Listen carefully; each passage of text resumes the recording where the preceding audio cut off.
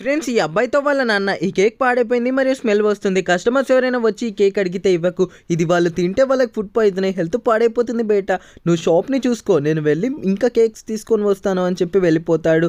ఇంతలోనే ఇద్దరు అమ్మాయిలు వచ్చి, అన్న మాకు ఒక కేక్ కావాలి అంటే దొరుకుతుంది. ఎలాంటి కేక్ కావాలి అంటే, అన్న ఈరోజు నా చెల్లి బర్త్డే, నేను దారిలో వస్తుంటే మా డబ్బులు ఎక్కడో పోయాయి, ఇలాంటి అబద్ధాలన్నీ నాతో చెప్పకండి, కొంచెం వెళ్ళిపోండి అంటే, అన్న అంత పెద్ద కేక్ ఏం వద్దు, ఒక చిన్న పీస్ ఇస్తే నా చెల్లితో ఇక్కడే కట్ చేస్తాను అంటే, నేను ఇవ్వను, నేనేమైనా మీకు అప్పున్నానా, ఇక్కడి నుంచి వెళ్ళిపోండి, ఇవ్వను, బెగ్గర్స్ అని చెప్పి తిడతాడు.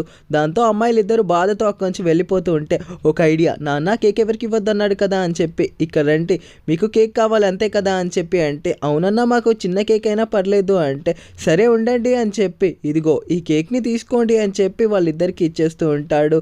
ఆ పిల్లలిద్దరూ సంతోషంతో ధన్యవాదాలన్నా, నువ్వు చాలా మంచివాడివి అని చెప్పి వెళ్ళిపోతూ ఉంటే ఎదురుగా అబ్బాయి వాళ్ళ నాన్న వస్తూ ఉంటాడు. అన్న మా కేక్ని ఏం చేయకండి, ఇప్పుడే మేము కష్టంగా తెచ్చుకుంటాం అంటే, నేనేం చేయను, అయినా మీకు ఈ కేక్ ఎవరు ఇచ్చారో చెప్పండి అంటే, ఆ బేకరీలో ఉన్న ఒక అన్న ఇచ్చాడు అంటే, ఏంటి ఎవరు అని చెప్పి చూడడానికి వెళ్తూ ఉంటే వాళ్ళ అబ్బాయి అయితే అక్కడ కూర్చొని ఉంటాడు.